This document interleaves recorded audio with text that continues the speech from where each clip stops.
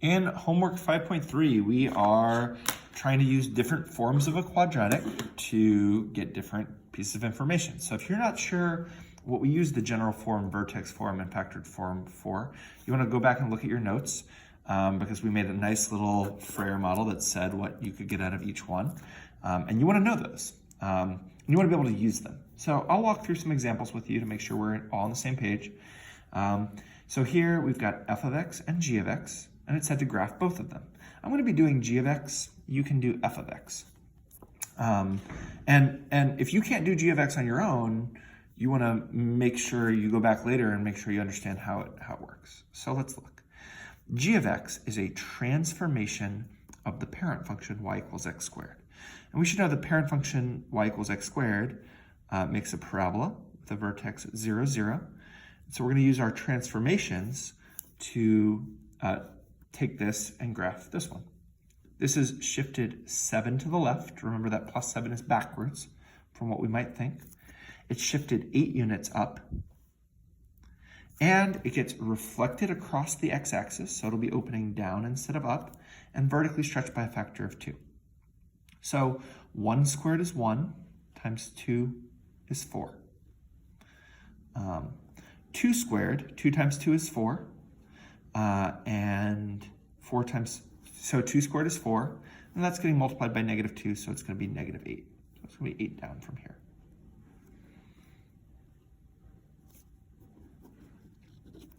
Okay.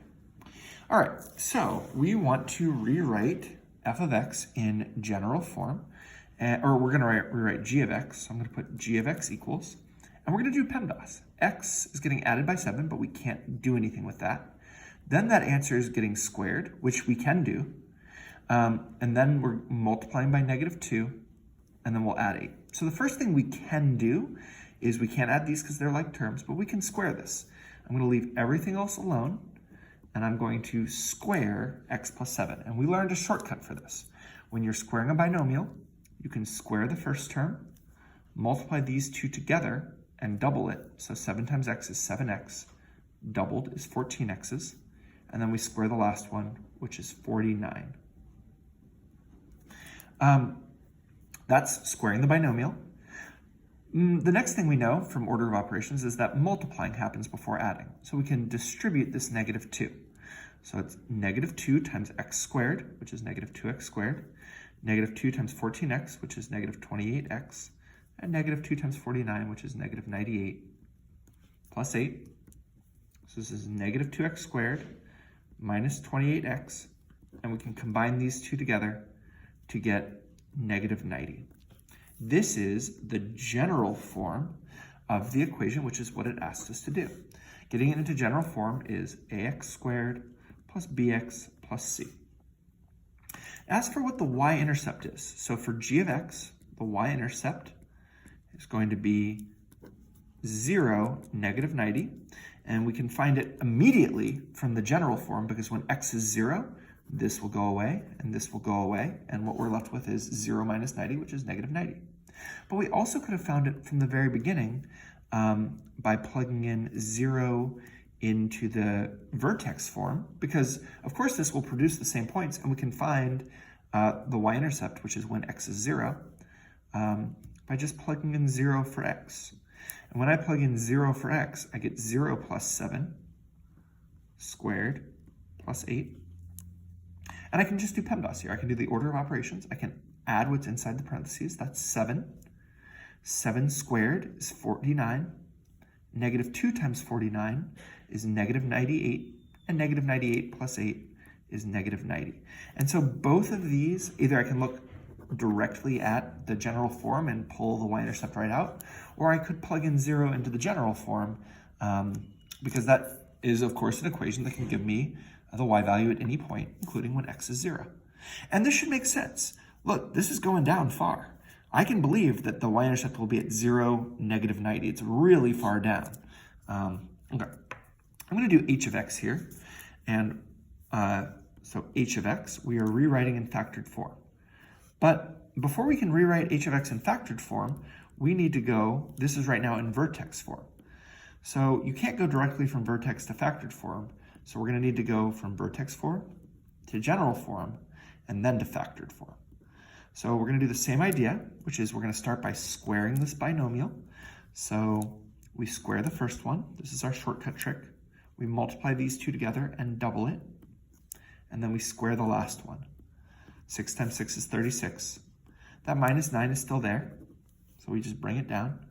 And so we can combine our like terms. So the 12x and the x squared are going to stay there, but this can be combined into plus 27. Now I need to factor it, because it said to get it into factored form. And so that just involves factoring this. So x times x is going to give me x squared.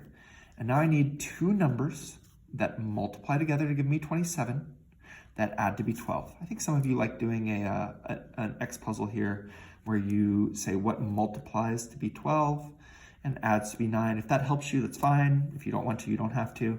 Adds to be, oh my gosh, multiplies to be 27, adds to be 12. I'm already like thinking about the answers. So obviously the numbers that multiply to make 27 and add to be 12 are x plus 3, x plus 9, 3 times 9 is 27, and 3x plus 9x is 12x. So this is the factored form of h of x. And the factored form is going to help us with the x-intercepts. So the x-intercepts are going to be where y is 0. And y will be 0 when x is negative 3. When x is negative 3, we'll get 0 times 6, which is 0. We'll also have an x-intercept at negative 9, 0, because when x is negative 9, y is 0. I sometimes hear kids say, like, well, you just do the opposite. Well, I mean, no, sometimes. But for instance, for g of x here, one of them is not just going to be the opposite. It's what x value makes these 0, because that's where the x-intercepts are. The y-intercept is going to be 0 comma something. And the y value will be, well, we could find it from this. We could put in 0 here. 0 plus 3 is 3. 0 plus 9 is 9. And these are multiplying. So 3 times 9 is 27. We could also have found it directly from the general form, because in the general form, when x is 0, these just go away and we just get 27. So those are our x and our y-intercepts. All right. I'm not going to find the y-intercept here. I'm going to let you guys do it, but I will find the x-intercepts. The x-intercepts we need to factor, and we should be starting to get kind of good at factoring. The first thing we want to do is look for a greatest common factor. And here, the greatest common factor is 2. So we can factor out a 2. 2 times x squared is 2x squared. 2 times 6x is 12x. Oops, minus here. 2 times 16 is 32. And we can factor this even further because it's a trinomial. X times x will give us x squared. And we're, of course, looking for two numbers that multiply to make negative 16 and add to be 6. When we have to multiply to make a negative, one has to be positive and one has to be negative. That's how we multiply to make a negative. And so when we're adding them together, they're actually going to be subtracting. So we're looking for two numbers that multiply to make 16, that subtract to make 6. And that will be 8 and 2. Since it adds up to be a positive, the bigger number needs to be 8 and the smaller number needs to be 2. 8 times negative 2 is negative 16, and we'll get 8x's minus 2x's is 6x's. So here's the factored form. And so our x-intercepts, we'll label this nicely, are going to occur when x is negative 8, the y will be 0. And when x is 2, the y will be 0.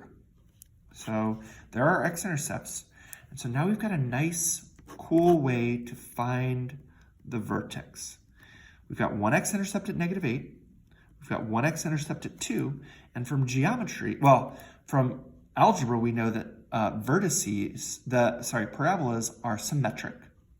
And so if the x-intercepts are the same height, then the axis of symmetry has to be halfway in between them. We can either count in, until we reach each other, or we can use the midpoint formula for geometry, which is that we add these two together and divide by 2. So if we add negative 8 plus 2 and divide it by 2, this is taking the average. It's finding the middle of these two. We know that the axis of symmetry will be at x equals negative 3. That's not the vertex. That's just where the vertex will be. We still need to find the vertex, and so we need to find what the actual point is. But once we have the x value, you can use either one of these equations and plug in the x value, that's -3, into the vertex, into the equation to find the y value. So we want to find f of -3, and I'm going to plug it into this one. 2, -3 plus 8 is 5. -3 minus 2 is -5. And so we get 2 times 5 is 10. 10 times -5 is -50. You can multiply in whatever order you want. You could have multiplied these two together to get -25 first. And then 2 times -25 is -50. But the vertex will be at -3, -50. And I just want to walk through this method one more time to make sure we fully understand it. If we find the x-intercepts, we know that because a parabola is symmetric, the vertex will be halfway in between them. And so we can add and divide by 2 to find exactly where that midpoint is. Once we have the x value where the vertex will be, because the vertex is always directly in the middle of a parabola, we can plug it in to either one of the equations, and because these are the same equation, just written differently, and it'll tell us the y value. So we need to factor it to be able to find the x-intercepts. We use the x-intercepts to find what's halfway in between them, and we use that x value to plug in to find the y value of the vertex. We need both the x and the y value. Is there anything on the back? Yeah, there's a lot of good stuff in the back too. So I will help you with the general idea here. The general idea is there's this football that Shannon kicks off of a building, and the equation of the football is given by this. You should recognize what form this is. This is vertex form. We use it to graph. It's also sometimes called transformation form. And it's very useful for graphing. And so I'm going to use it to graph really quickly. I know it shifted 2 to the right and 144 up. This is not a good graph. It's just a graph. And so there's going to be some quadratic, and we want to find it. It's negative. I know it's upside down because it got reflected. So this is my general picture. This seems important. This seems important. This seems important. And so let's look at the questions. At what time does the football reach its highest point? Well, where is its highest point on the graph? Well, that's the vertex. So we're going to need to find the vertex. What's the quadratic form that's needed? Well, to find the vertex, we already found it because we already had the form. This was vertex form. And so the question, let's make sure we're actually answering the question. What is the time it reaches its highest point? The time is not how high it gets. It's time equals 2. And let's see, what's the units?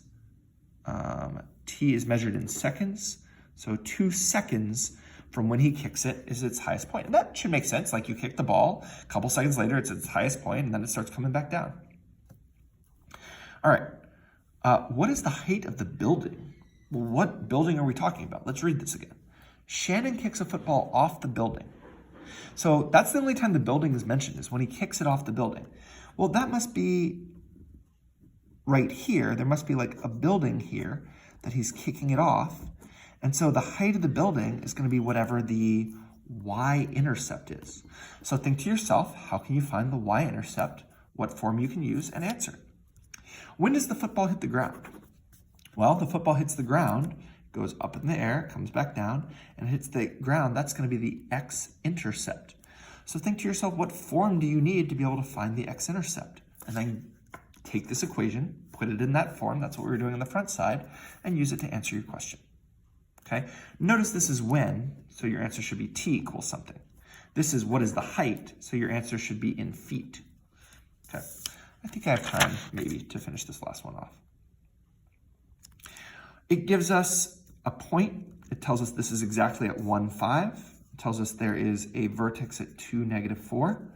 And so it wants us to write the equation in vertex form, which we should be able to do by using the transformation. So y equals something, x minus something squared plus something, right? So we're going to look at that first point to find what this goes. We're going to look at how it got translated to find this and this. And then we're going to use that, and we're going to put it in the other two forms by squaring, multiplying, and combining, and then by factoring. The x-intercepts are clearly 1 point something, but we cannot tell exactly what it is, and it is not good enough to guess. So you're going to need to use the factored form to find the x-intercepts. The y-intercept you can find from general form once you've done that, or you could plug in 0 right away once you have any of the equations to do that. So I hope this helps. If you need more help, obviously come get it in tutoring. Good luck.